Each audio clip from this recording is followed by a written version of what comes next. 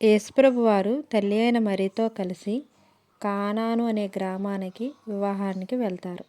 అప్పుడు అక్కడ వివాహంలో అందరూ కూడా చాలా సంతోషంగా పాల్గొంటారు. అదే సమయానికి వచ్చిన యేసుప్రభు వారు ఆ వివాహంలో అంతా కూడా చుట్టూ చూసి అక్కడి నుంచి పక్కకి వెళ్ళిపోతారు. చాలా సమయం గడిచిన తర్వాత ఆ వివాహంలో ఉన్న ద్రాక్షరసం అంతా అయిపోతుంది.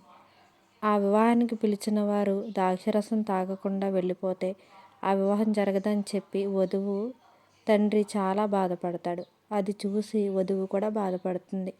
అప్పుడు తల్లి అయిన మరియమ్మ అక్కడికి వచ్చి వారి బాధను చూసి ఆ వివాహం ఆగకుండా జరగాలని చెప్పి ఆమె యేసుప్రభు వారి దగ్గరికి వెళ్ళి జరిగిన సంగతి మొత్తం ఆయనకి చెప్తుంది. అప్పుడు ఆయన సహాయం చేయమని అడుగుతుంది. అప్పుడు యేసుప్రభు వారు తన శిష్యుల్ని పిలిచి ఆ ఖాళీగా ఉన్న పాత్రలకి దగ్గరికి తీసుకొచ్చి దాంట్లో నీరుని నింపమని చెప్పి కోరతారు. అదేవిధంగా శిష్యులు కూడా నీరుని తీసుకొచ్చి ఖాళీగా ఉన్న ఆ పాత్రని నీటితో నింపుతారు.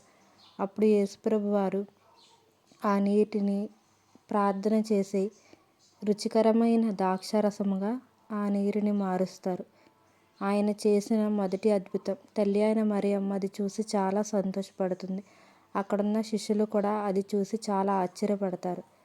అప్పుడు ఆయన ఆ నీటిని ద్రాక్షరసంగా మార్చిన తర్వాత ఆ విందులోనికి ఆ నీరుని తీసుకుని వెళ్ళి పెడతారు.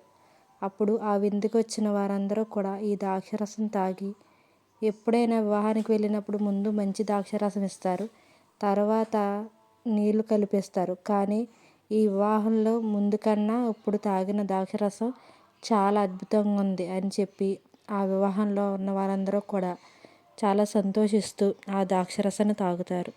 దేవునికి స్తోత్రం. ఆయన చేసిన మొదటి అద్భుతం.